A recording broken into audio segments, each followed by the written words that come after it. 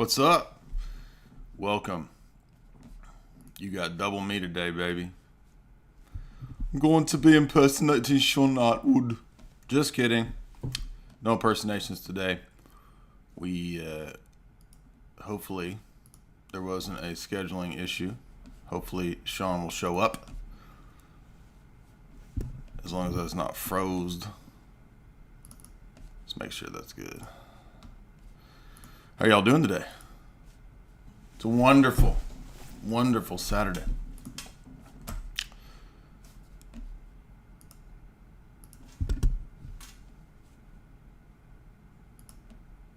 I took a lot of notes for this, so looking forward to this one.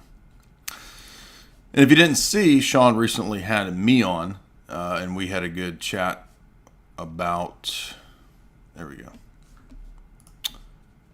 Savile. We got into, there's Shaun in the chat, so hopefully he'll make his way into the room. We had a good chat about Savile. We had a good chat about Maxwell. We had a good chat about, what else did we chat about? Serial killers, CIA operations, and I was looking at some of his material as it pertains to this topic, and I noticed that he had covered, I sent that Zoom link to Ashley, so Ash should have that Zoom link. Is there another place I could send the Zoom link? Okay. Yeah, okay. I see you on Skype. Let me resend this to you.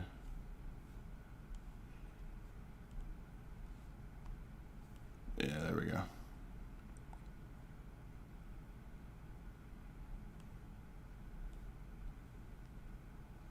So there's the link on Skype, Shaun.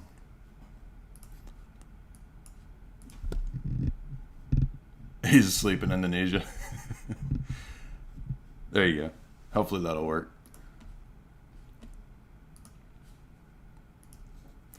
Yeah, well, I sent him the link about 2 weeks ago, so he wanted me to have it ready for you, so we had it ready.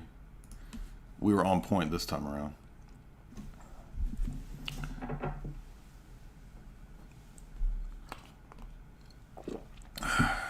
Oh, man.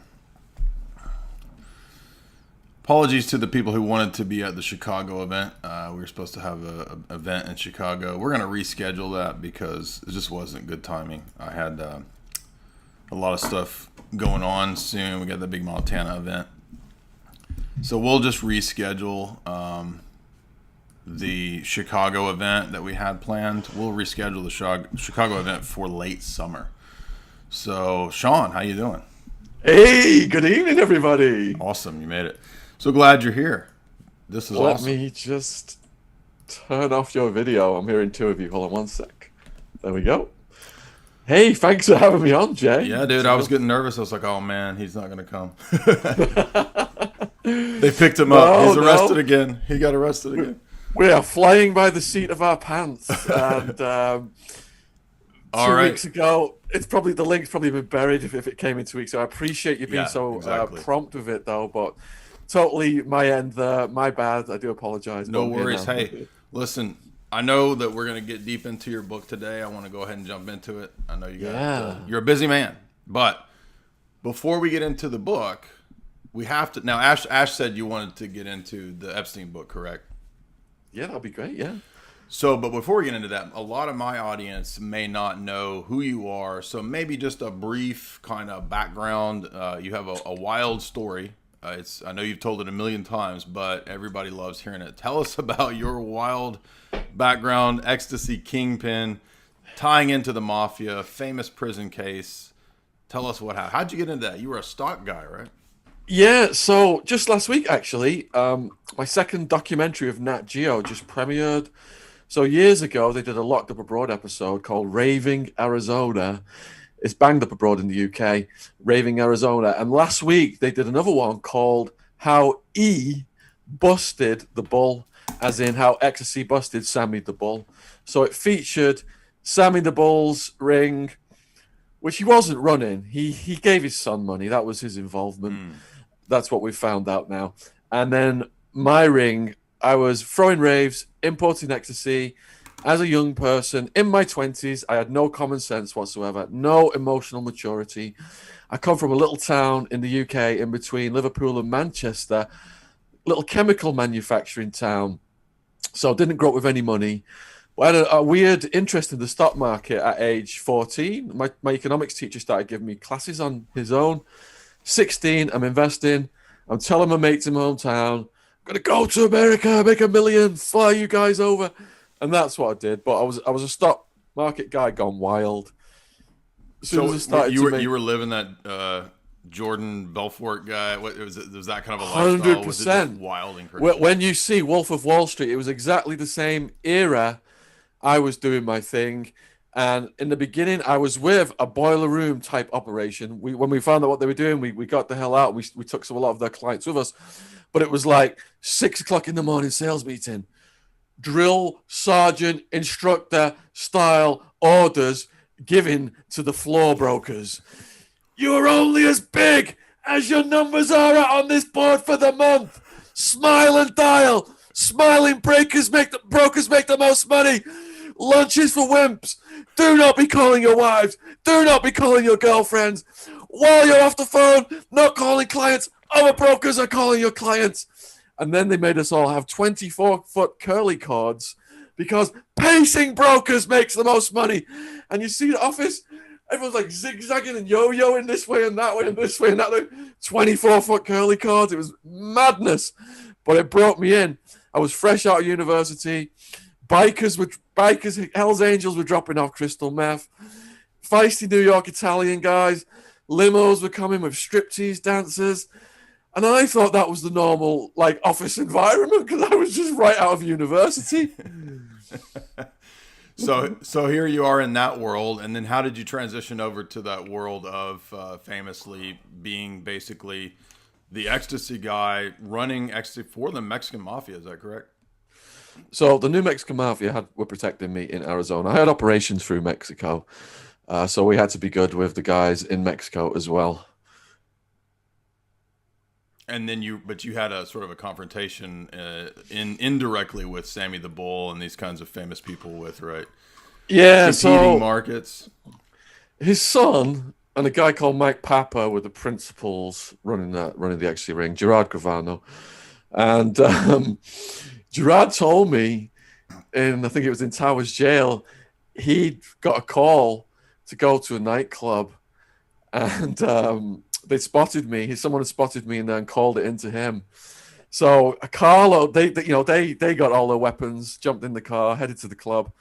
I was with Wildman, and he'd got in a situation, and we'd had to leave that club in a hurry. Wildman was my best friend from childhood, who later became like my bodyguard. He was a really big guy. He died last year, sadly. His photo is right here, and he does protect me now from above. After his funeral, all the people who were trying to take me down just started destroying each other. It was quite interesting to watch. But let me go back to the story. So we'd had to leave that club in a hurry.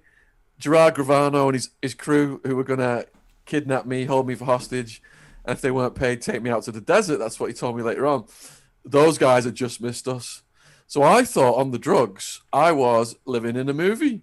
I'm in my 20s. I've seen movies like Pulp Fiction, Tarantino style stuff, and misguidedly, with my decision-making processes scrambled by doing drugs for over 10 years, I thought I was above the law. I was living in a movie, didn't see the harm I was causing society until I got in the jail. After the SWAT team smashed my door down, got in the jail, saw the horror of what drug use led to. When I sobered up, I'm wondering how on earth am I alive? I was ashamed of putting people on the road of drug use. So now I work in drugs education. Before the pandemic, I was doing over 100 talks a year at schools and colleges across the UK, scaring the living daylights out of kids with the stories of the jail in Arizona in the hope they wouldn't get involved in drugs and crime.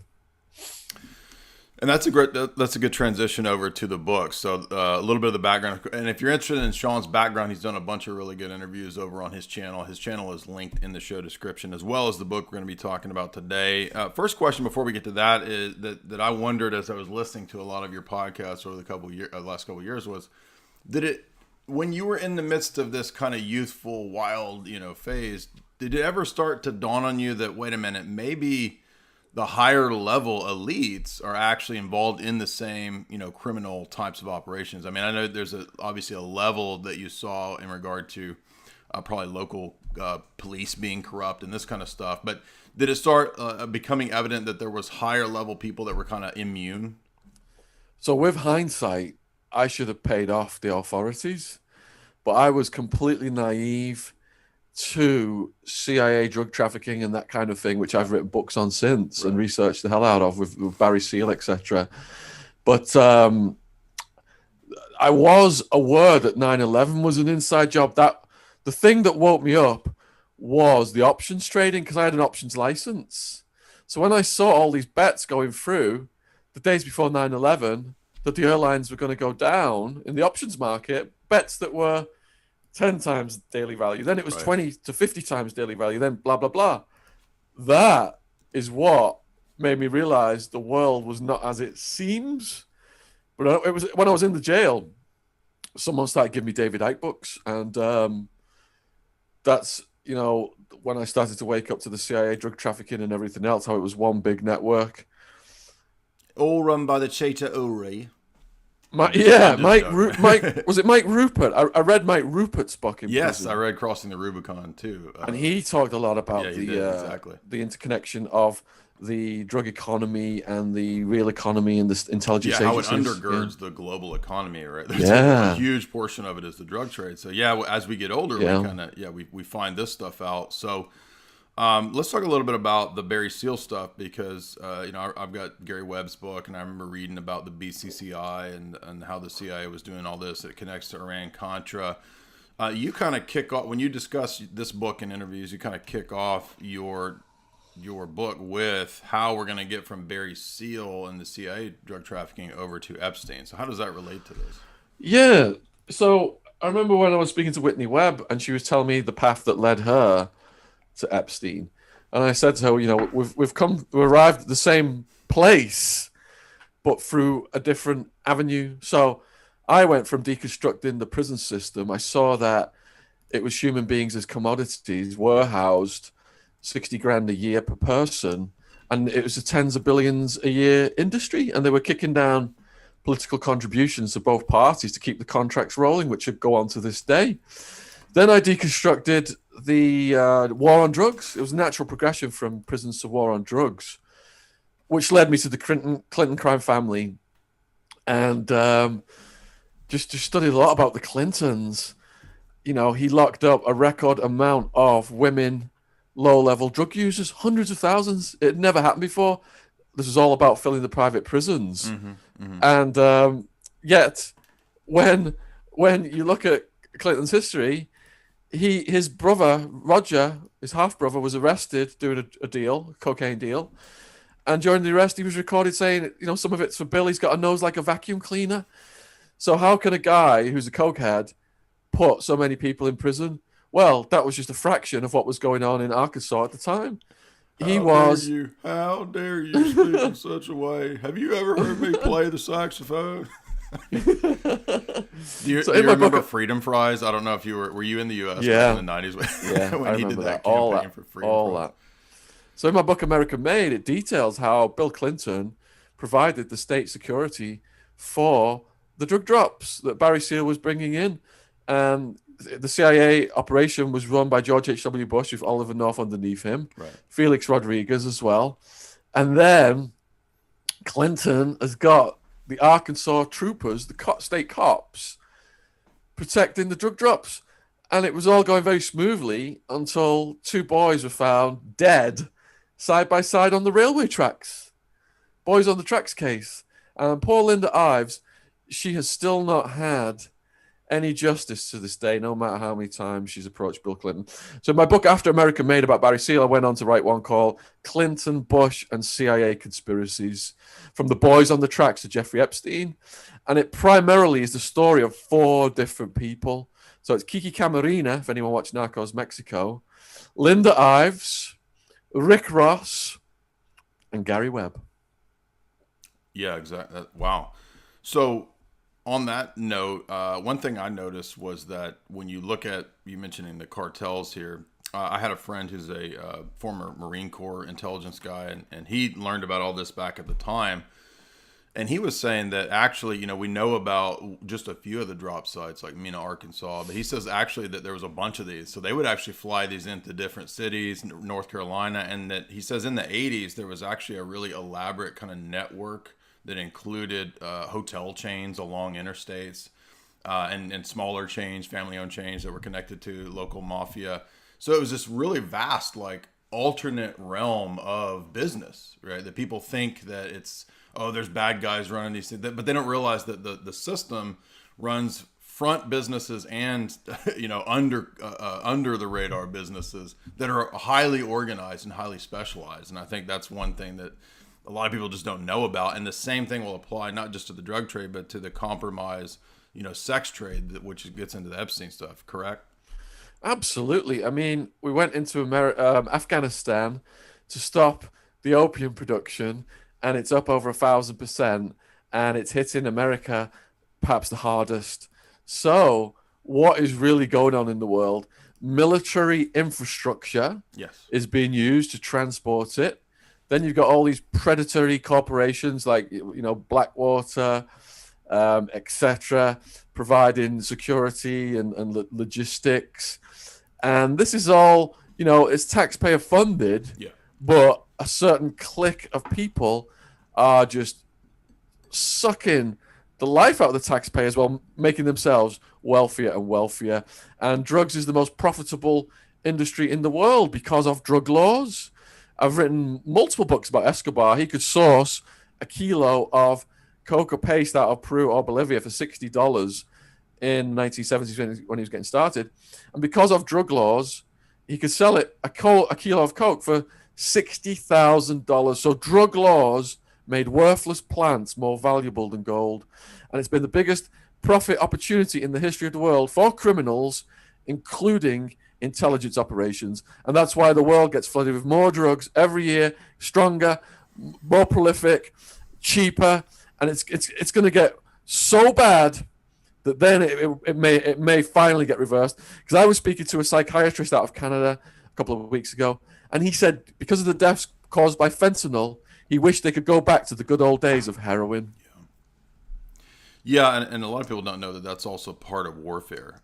You can actually do these kinds of things at an even higher level to basically, everybody knows about this from the opium wars, and that kind of stuff still goes on with people using drugs as a means of social engineering foreign takedown operations.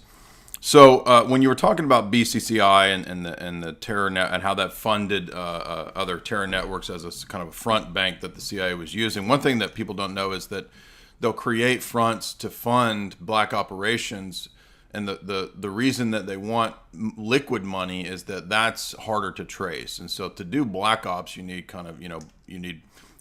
hidden under the cover sources of money, and that will tie into what was going on in Mena, because the drug selling at that time, that was partly going to fund the Contras and the Reagan Cold War type stuff. So that ties into this bigger game, and I like that you talked about the options trading and how that was a huge kind of indicator. And you would have known that, right, studying stocks. You would have seen that that's, right, a red flag for, right, obviously prior knowledge, right, to the events of 9/11. Is there anything else you could comment to speak to that? Yeah, so it was on the news. All these trades came in, betting the airlines are going to come down, and it was news headlines. And the clip is on YouTube somewhere, and the guy's like, "It's gonna be traced to the terrorists. The only way that these trades could have come in was the terrorists, and we'll bring these guys to justice." Then it completely disappears out the news. So it's years later.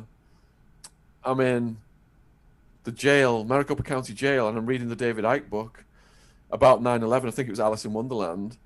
And those trades were traced to ex-CIA run investment bank. There's loads of Yep. information about it online now by other researchers.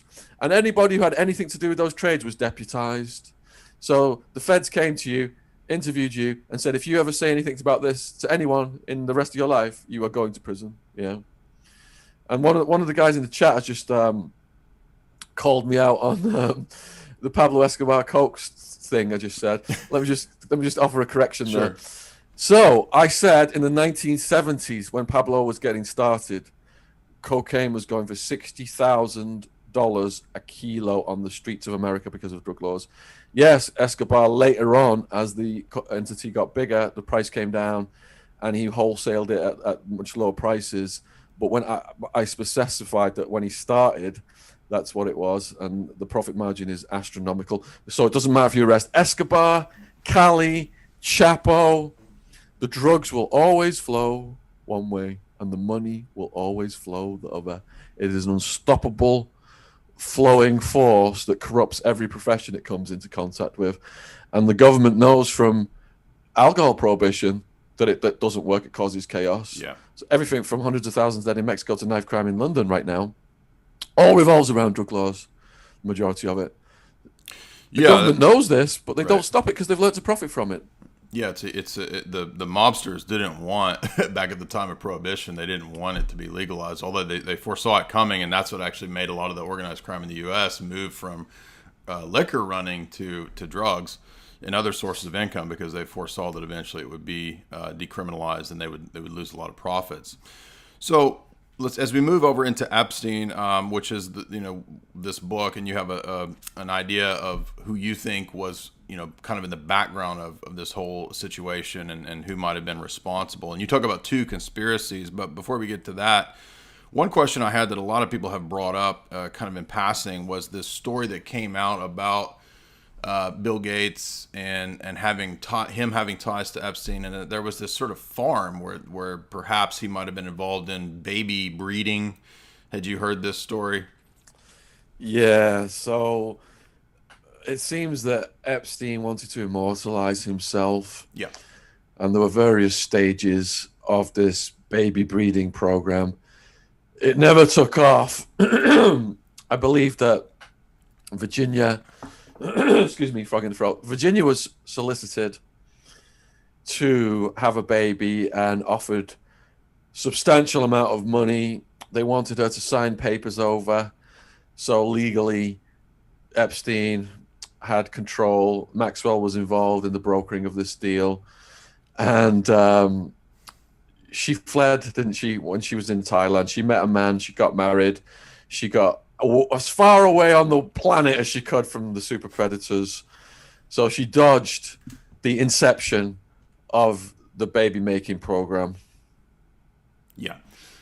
And that is interesting because if you studied or looked into the John of God cult, there was seemed to be a similar pattern there, and a lot of the same elites that we saw Epstein connected to had this pattern, the same pattern connections to the John of God cult, and that had ties to the Nexium cult. But for your book, you talked about how this leads also to the royals, and this is one of the the juicier parts of this story, because it implicates Prince Andrew. And do you think that maybe the Epstein operation was just a kind of a broad net that they would kind of throw out to see who they could get, or did they have specific choices of people that they would go after? I think that this has been going on for years, and according to my interview with Ali Ben Menashi and other intelligence insiders, it's still going on to this day. Yeah, exactly. So this is just one little fraction of the octopus of global control, as Charlie Robinson calls it, and the enforcement arm of that is the intelligence agencies. So how diabolical do you have to be to maintain world domination, or to try and rise up in that struggle against other powers? Ari Ben Menashi said certain countries, I won't say names, I don't want to get your channel in trouble, certain countries have a proclivity for that with kids, whereby they have no qualms, it is justified on national security grounds. kids are, they're just sacrificed, basically. Their mental health, their futures are sacrificed on the altar of national security. And no matter how diabolical and evil the things that then happen with those kids are, it's justified to get that footage so they can blackmail those people to broker those deals and to try and shape world politics. Exactly, and this is not unprecedented in modern cases. If everybody knows about the Franklin cover up, I mean, this is basically what Craig Spence was doing, and that was the GOP back in the '80s, and he was doing it with boys, right? Even younger people than we've heard about in terms of Prince Andrew. So, and I'm not trying to make light of the Prince Andrew situation with Virginia, but I mean, we hear a lot of stories, especially with the case like with Savile, that it's even younger and even worse stuff than what we're talking about, even perhaps SNUFF type films, and that being another black market. So can you give us a rundown of like how is it two conspiracies in your view in regard to Epstein? Like, what are the two conspiracies that you talk about in terms of who might have been behind this? Okay. So in the final chapter of the book, we lay down the various theories that we've set the table for throughout the book.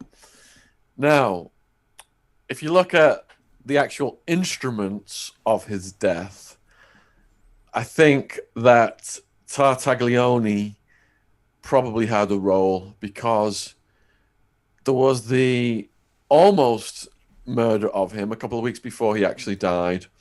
And he said that Tartaglione, his cellmate, had attacked him, and that guy could, just quite easily kill you with his bare hands.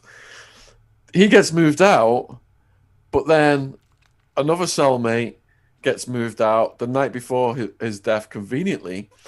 Did Tartaglione go back in, or were people sent into the prison?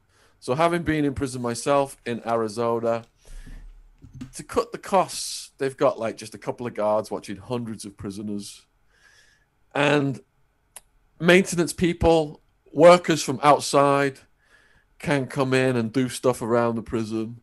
So, say assassins were like dressed as maintenance people. They come in the middle of the night. There's two guards. Cameras are down. Guard just, presses that button. Epstein's door opens. The business is handled by Tartaglione or some maintenance worker. And I think for that pressure on the neck, for the hyoid fracture, quite easily use an electrical cable. And if you look at the photos, I think it was 60 Minutes released the photos of the death scene, the cell. There's quite a lot of electrical cords laying around the cell. Because I wrote the life story of a mafia hitman called Two Tonys who worked for the Bonanno crime family. And I asked him one day, I said, look, if you're going to whack me right now, how would you do it? And I thought he would just explain how he would do it. He jumps up, grabs a stinger cord. A stinger is a heating filament, wraps it around my neck. And, I trust the guy, so I just let him do it. I'm almost seeing stars, almost passing out. And then he released the pressure on it. But that quickly, he could have killed me. That's how efficient that method is. So for a seasoned, trained killer to say, this is the way I would have done it, the likelihood is that an assassin coming in for an intelligence agency would have employed the very same method. And that stress on the neck would have fractured the hyoid, versus the BS theory that he leaned forward because he wasn't tall enough to jump. And then that mild pressure of that gradient breaking that hyoid and causing those other injuries. Every medical professional has said that that's bloody cloud cuckoo land. Did you have you ever seen the interviews with Larry Nichols? Oh yeah, I mean, I've got Larry Nichols quoted throughout my books. Well, I can do a perfect impersonation of Larry Nichols, Shaun, if you want me to. Hillary's a witch. I seen her doing witch rituals with pumpkins and brooms. That's brilliant. So Larry Nichols said when he was working for ADVA, Arkansas Development Finance Authority, there was up to $100 million a month being washed in cocaine proceeds which Bill Clinton had started, and to get a loan from them that you never had to pay back, you had to pay Rose Law Firm $5,000. And actually, I didn't answer your earlier question. It was when Barry Seal got assassinated. His dream was crushed of having Southern Air Transport over Mexico. That was his dream. Him and Terry Reid. He wanted to set Southern Air Transport over Mexico. So he got killed. Terry Reid saw all the insider CIA drug trafficking. He got persecuted quite heavily, wrote the book Compromise, brilliant book. I urge people to read it. And then the CIA was investigated for drug trafficking. Mm-hmm. And when that report came out, Southern Air Transport, the front company, filed bankruptcy. So it had been moved to Ohio, is it, where Wexner and Epstein moved it to. So that brought me to Epstein and Wexner, was this Southern Air Transport thing with Barry Seal. Yeah, I remember Daniel Hopsiger, shout out to him, because he mailed me signed copies of his Barry Seal book. And I'm curious what you think about Barry Seal. If you watch the Tom Cruise movie, it kind of leaves it a little bit open, like, oh, it was some cartel hitman, or was it rather probably a Bush, Clinton sort of crime syndicate operation to all right, clear so up? Barry Seal's son has been in touch with me. Oh. And he's really commended me and gave me a quote for the book. And the conclusion is that George H.W. Bush wanted Barry Seal to go, and he knew way too much. And to get rid of him, knowing that there was a hit on him from the Colombians, they had a federal judge order him to stay at a Salvation Army halfway house with a public address. And they had a federal judge ordered him. He couldn't have his guns and he couldn't have bodyguards. And there was a person in the courtroom the day all that came down, reporting right back to Jorge Ochoa, Pablo Escobar's business partner, one of the principals of the Medellin cartel. Mm-hmm. So by stripping his protection and put him in a public space, they enabled his assassination, because there is a world where criminals, and government coexist. Just like they had the Gambino crime family distributing that cocaine for them that they were bringing in to Arkansas, there's a place where these guys coexist, and the intelligence agencies often get the criminal underworld people to do their dirty work. Yes. So you asked me what happened to Epstein. I believe he was taken out in that murky world where crime and government coexist. Did the intelligence agencies broker a deal through Tartaglione and say, look, you've done a quadruple homicide, you're up for the death penalty, we'll give you some slack, we'll give you some play on that at your sentencing, which mysteriously hasn't happened. He's just suspended right now in the court system. You know, where is he even being held anymore? Nobody knows anything. What's happened to this guy? Has he got some deal, like the prison guards got some deal who fell asleep? So watching what happens to Tartaglione is giving us a heads up on perhaps how this went down. So to take someone out in a federal prison, it would have to be federal government would have to be part of the conspiracy. Yeah, and I think that there's a lot of precedent for this. You know, we've done a whole series covering the history of the mafia and their connections to U.S. naval intelligence, their deals with the CIA, Sam Giancana. That's all well known now, which was for many years a conspiracy theory. But the CIA would actually just contract out, more or less, to use different mafia people as their hitmen. And then it would look like it was a drug or a mafia hit when it was actually something, contracted by Robert Mayhew or these different, CIA operatives who were setting these kinds of operations up. And it seems very plausible that the same type of, situation would go on here. Since Epstein would be such a high-profile person, there would be so much blackmail. The Black Book lists everybody from Chris Tucker to David Copperfield to Mick Jagger to I think you said even David Rockefeller. And by the way, a lot of people don't know that Arkansas is where the Rockefellers come out of, and it wasn't accidental that Bill Clinton went out to become governor and then president, you can find old CFR, Trilateral Commission interviews and broadcasts where David Rockefeller is up there saying, "My choice is, of course, Bill Clinton. He'll make a great president one day." Literally saying that, it's David Rockefeller that's calling the shots as to who will be the next president. So there's an important connection, right, to the Dixie Mafia, to the South, to the Rockefeller family that a lot of people aren't aware of when it comes to, this power structure. Yeah, Clinton's test was, would he play ball with the CIA coke operation being run by the Bush crime family? And he was all in. So for that, he was given the White House. And all the people who protected that smuggling operation from Clinton's camp all got promotions for him when he was working in the White House.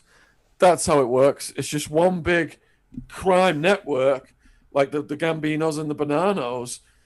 They should have their own mafia council, the Bush and Clinton crime families.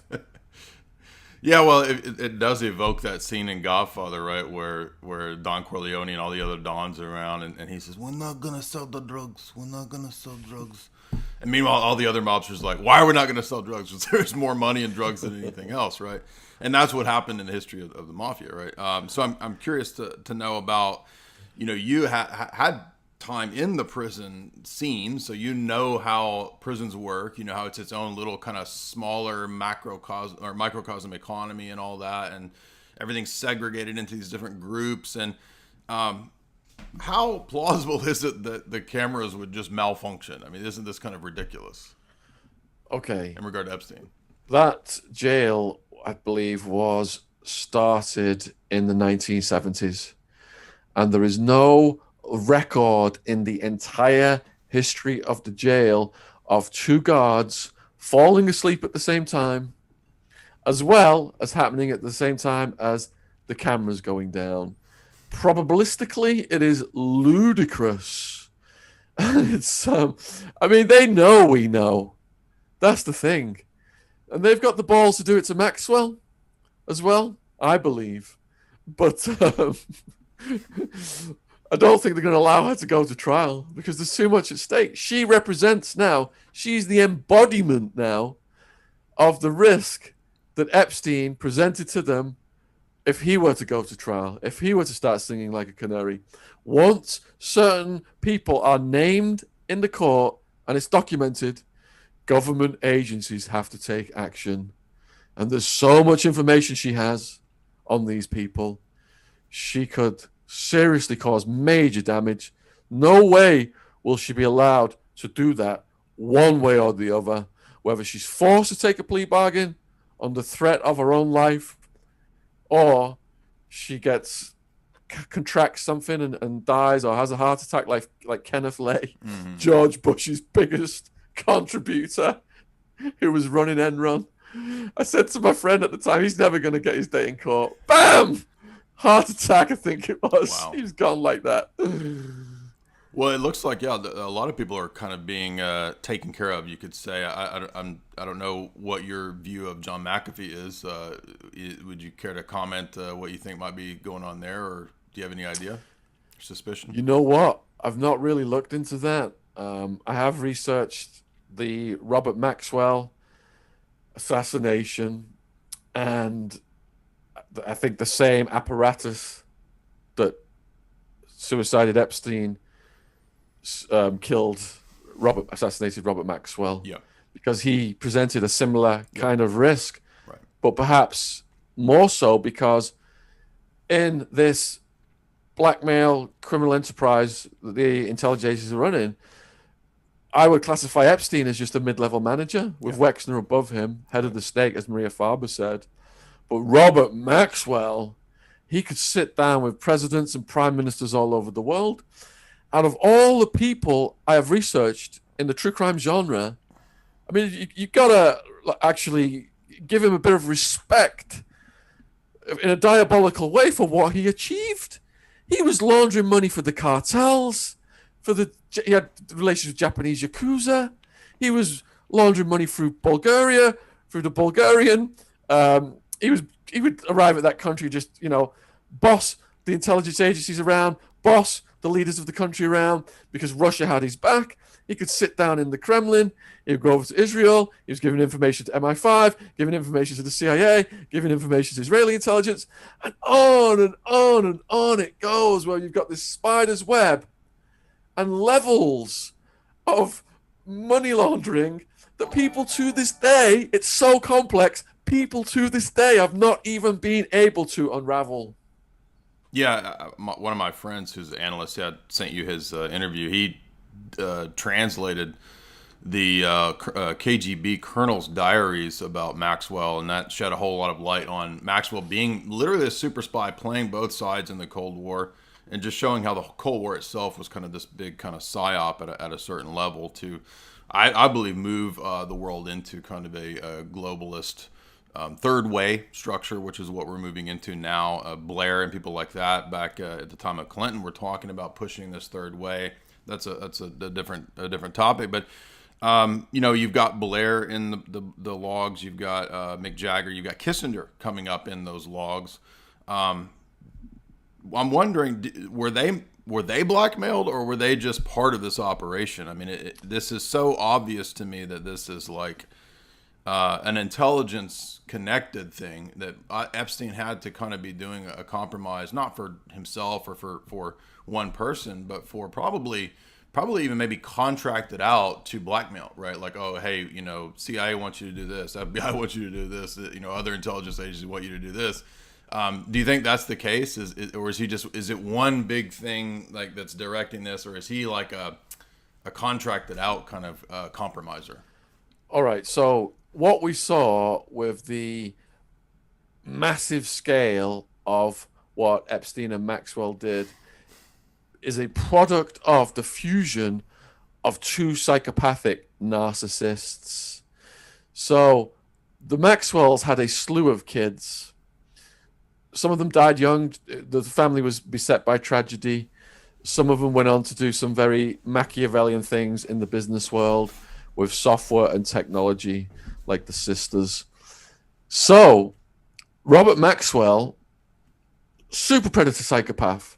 This guy treated everybody like dirt.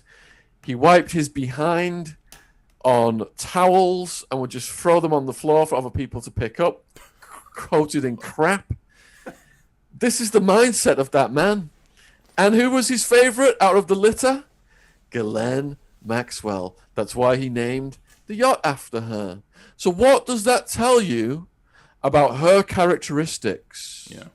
She was groomed into his world. Right. As another one of these, I believe, psychopathic, tough,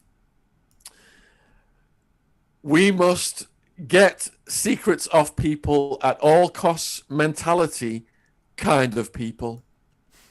According to Adi Ben-Meneshi, Maxwell, Ghislaine, and Epstein met way below the mainstream media has led us to believe. And Maxwell was trying to bring Epstein into the fold. Ari Ben-Meneshi wasn't very impressed by Epstein. And like we said earlier, he only became a mid-level manager in the operation. So if you look at the global scale of what Robert Maxwell did, the spider web that is still so complex we can't unravel it, imagine imparting that information to your favorite child and what they would then go on in life to do with that. So she brought the contacts to the table. Most of those contacts in the Black Book are Ghislaine Maxwell's. You could actually say that it is her Black Book. Later on, as she's bringing the girls in and all that kind of stuff, they're all in there as well. And then there's the more local connections. But he was the money Epstein, wasn't he? And then she's got the connection. She's a British socialite. She's gone to all these parties frequented by the higher classes, and she's got all these connections from royalty. You can sit on the throne with her, to pop stars like Mick Jagger, to the politicians. Then along comes Epstein with his money, and you've got the fusion of these two narcissistic psychopaths that take it to the next level. So I believe the ultimate loyalty was to the country that Robert Maxwell had his ultimate loyalty to, where he was buried. but they were such shark-like characters. You could see them, doing whatever schemes and scams they could for their own benefit with Yeah. whomever would pay them. And plausibly then also still being offed by what you're serving, right? I mean, at least as far as we know, I mean, Maxwell was assassinated probably by the same people too, right? I'm talking about the father. Absolutely. Robert was assassinated, right? It's history repeating itself. And if people can get their hands on the assassination of Robert Maxwell, there are so many lessons to be learned, because while you're all good with these people doing these diabolical deeds, they will protect you. And if you get busted and they can get you out of the legal system and keep you operating, they will do it. But there becomes a turning point when you become an absolute liability to them and the public is cottoned on to what you're up to. Then you've got to go. Yeah. One way or the other, you've got to go. The sooner the better, because loose lips, dead lips do not sink ships. Right. Yeah, well, one thing we cover a lot on this channel is how a lot of this stuff pops up in pop culture and movies, even to surprising degrees of accuracy. And I just watched a spy movie that I'm embarrassed to say I put off for too long to watch. I don't know if you've ever seen Luc Besson's movie La Femme Nikita, but it's one of the best spy movies I've ever seen. And there's this interesting sequence where, if you don't know, they take this girl off the streets who's kind of been involved in drugs and violent crimes, and they rehabilitate her into becoming basically a government trained honey trap assassin, a swallow. And so she becomes this operative. She has to seduce people and basically kill people at the government's will, but what's interesting is that there's this character who's this older sort of madam woman who I think she's like a fashion consultant or something for her day job, but then she has this access to the underground base that she comes in at night basically for 3 years to train Nikita as a sex operative. And I was just thinking that reminds me of like a Ghislaine type of operation, right? Where she's on the side, she's doing all this, she's basically training at what people call in the conspiracy world a sex kitten. Yeah, people like that, movie characters, are based on real life, such as the Robert Maxwell family. Definitely. I love that movie. I watched it a long time ago. And it gives a lot of insight to what is really going on in the world. Yeah, speaking of movies, also the put options. When I went back and watched Casino Royale recently, there's this sequence in the film that has to do with an airline that's going to be bombed by the terror campaign, the secret terror network that's run by the Shifra, and it actually mentioned in the script that people noticed through trading, right, that the airline flight that's going to get bombed, I'm trying to remember the plot, but the airline flight that's going to be bombed, people had foreknowledge and they were trading the options but ahead of time because they knew this would affect the price. And so it always made me wonder, like, did whoever wrote, Casino Royale, they must have known about what had happened on the Big 9 event. But I want to remind everybody, be sure and click like and share. Also, click subscribe, hit the notifications, and we also have super chats. Of course, there's no super chats in the classic way, but you can use Streamlabs. We've got a couple super chats here, and I'll read some more of those here in a minute for Shaun. But if you want to ask, just do it via super chat, and we'll reply to those. Now, in this book, you got into that you think that there's different. You think that Prince Andrew and the Clinton cabal might be the number one suspects. Is there other operations or other people that you think might come to the fore in this if Ghislaine is not put to death in prison? And will she be put to death in prison? Will she be Arkancided? So when Jeffrey was Epsteined, I did a video and I said, look out who protests their innocence the most. And what do we get? We got this statement from Clinton downplaying how many times he flew on a certain plane. And then we got Prince Andrew categorically and emphatically denying anything to do with anything. It was a straightforward shooting weekend, etc. So Thou doth protesteth too much. So I focused on them primarily on that basis. But then more recently, with the revelations about Gates, the revelations about Black, I mean, people for so long were asking, where did Epstein's wealth come from? Black gave him over 150 million, which we are supposed to believe was for a little bit of tax advice.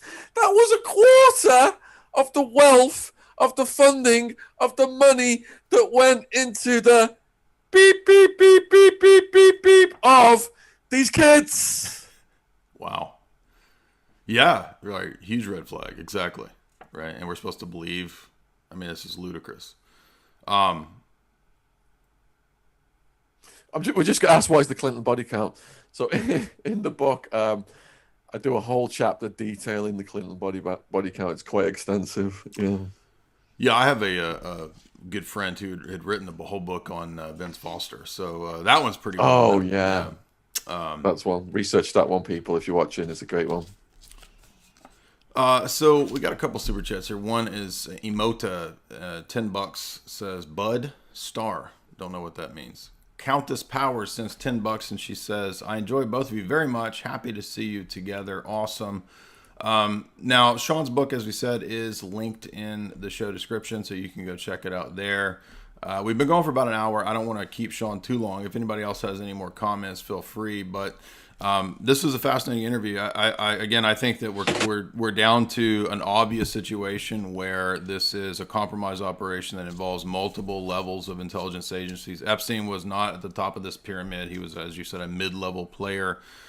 They probably wanted him to be a kind of a Robert Maxwell, right? But he just didn't really fit that bill. Do you think we'll see any more people come to light connected to all this, or what do you think? Do you think had they successfully buried the Epstein story? Is I guess what I'm asking. Ghislaine Maxwell is the Pandora's box. So with this close, some people are saying she's so arrogant that she won't take a plea bargain and she will go to trial. And I'm praying that she will go to trial. I don't think it will be allowed to go to trial. If it does go to trial, she won't be allowed to say certain things to implicate other people. But I'm praying that it does go to trial, because that will put the focus of the entire world upon it every day. There will be news stories coming out, revelations, new names. And it'll surely these names want it to die out, and a lot of them are in positions of power in terms of the media. And talking about that, Jay, I think most of your interviews that you've done on my channel are now on this device, because I am no longer allowed to broadcast this kind of content in the way I've been able to broadcast it in the past. I appreciate, all of the stuff you've told us on the channel, but the guidelines have been tightened. They are now retroactive. And even if you delete videos, they can strike you. So to comply, we have had to make a lot of changes on the channel. We've come under huge attacks since covering the Epstein case. They have gone bonkers in the past couple of months, to the point where I woke up the other day, just last week actually, and the police had been called to my podcast studio because so many death threats were coming in. So I was running a prison channel for years. The Epstein story came onto the channel because someone asked me, look, this guy's in prison now, what will happen to him? And I put that video out saying he would be suicided. And that's what led me onto the Epstein case. But when you look at the horror of what happens to these kids, it's something you can't forget and you can't turn away from.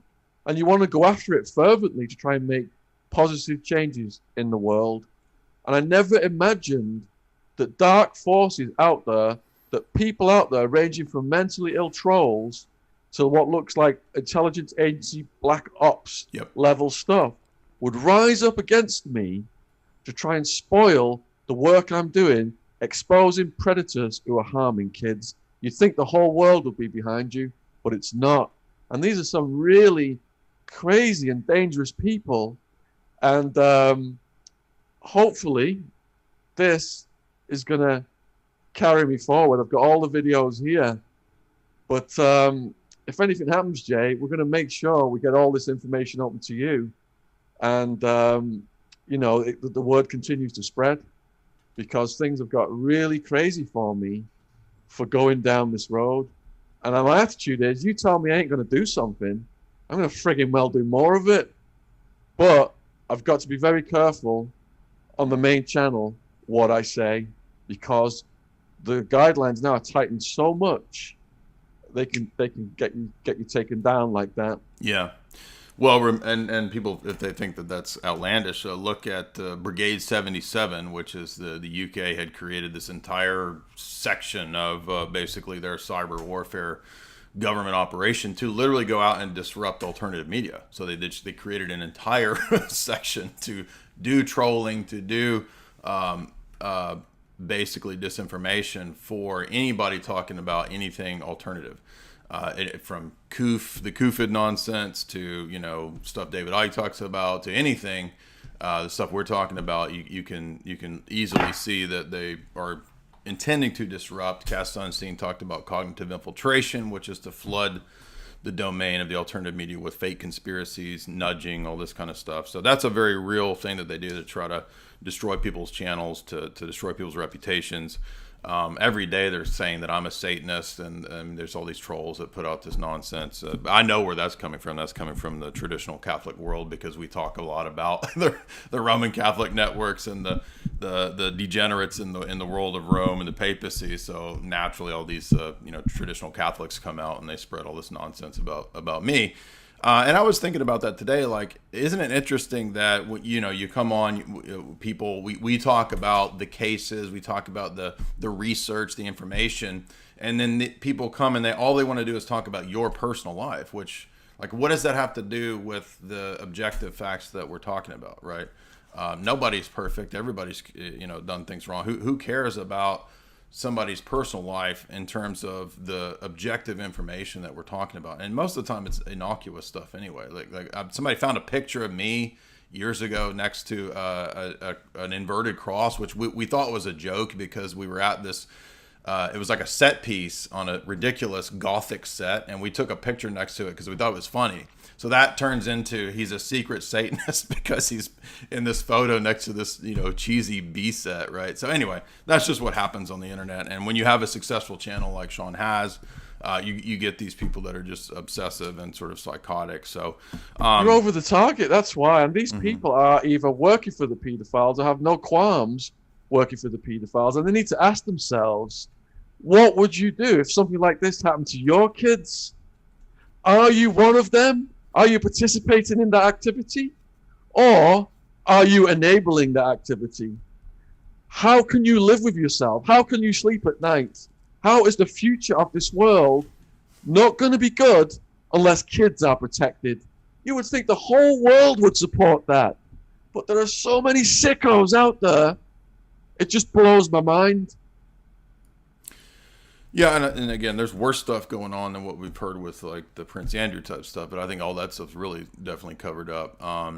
But all right, so everybody, if you would, be sure and follow Shaun and check out the book. Check out he's got a bunch of other books. In fact, I was looking on the Amazon. There was like, wow, you've got this massive library that you've already put out. Is there other key books on there that you think people should? I mean, obviously all of them are relevant, but what's in the works? Like, what's the next thing that you got coming? So I've written 15 books. I've written a War on Drugs series of books, which led to the Epstein stuff. I think people watching this show will be most interested in this one. It's only just this week gone worldwide, available on Amazon in all three formats: audio, ebook, and Kindle, paperback. I'll just read what it says on the back. Virginia alleged that Epstein ordered her to have sex with Prince Andrew 3 times, including in an orgy on the Pedo Island, which included underage European girls. On the Lolita Express, Bill Clinton was photographed with Epstein's sex slaves. After Epstein was suicided, both men denied any knowledge of his claims. As well as committing abhorrent acts of paedophilia for decades, Epstein had been managing a child sex blackmail operation that had ensnared some of the world's most powerful people, ranging from royalty to ex-presidents. Survivors have claimed that Epstein filmed some of his guests, minors. Whoever ordered the hit on the super predator had a lot to lose. This book examines the roles of Epstein and his accomplices in the honey trap operation and the likelihood of a royal prince or an ex-president being co-conspirators in his assassination. Well, there you go. You heard it. Thank you, everybody, for this show. We appreciate all the chatters. We appreciate the super chats. And be sure and subscribe to Shaun. And everybody try to support him if they can. And Shaun, thank you so much. Great interview. Wow. Wild Jay, stuff. it's a real privilege to be on your channel. You've supported me over the years. You've been on my channel multiple times. You know, you're just one of these people who's like a true spiritual warrior. Your authenticity shines. It's resonating with all the people watching right now. And it's just so great to do collaborations with you. And I really appreciate the opportunity to come on and be on your channel. And it's great seeing it grow. Ditto, man, absolutely. And by the way, Shaun and I did a recent interview, which you can see some clips from. But if you subscribe, it's on your Patreon, right? If people want to see that full interview that we did about organized crime, serial killers, the mafia, and all that, you can go check. It was that on out. the channel, I think, some of it, but I think we had to take some of it down. But by all means, I could send it you to put it on your channel if you want. No, that's cool. I mean, I put up the clips that you put out, so that's good Okay, enough. cool. All right. Yeah, yeah. Thank you, Shaun. Everybody have a excellent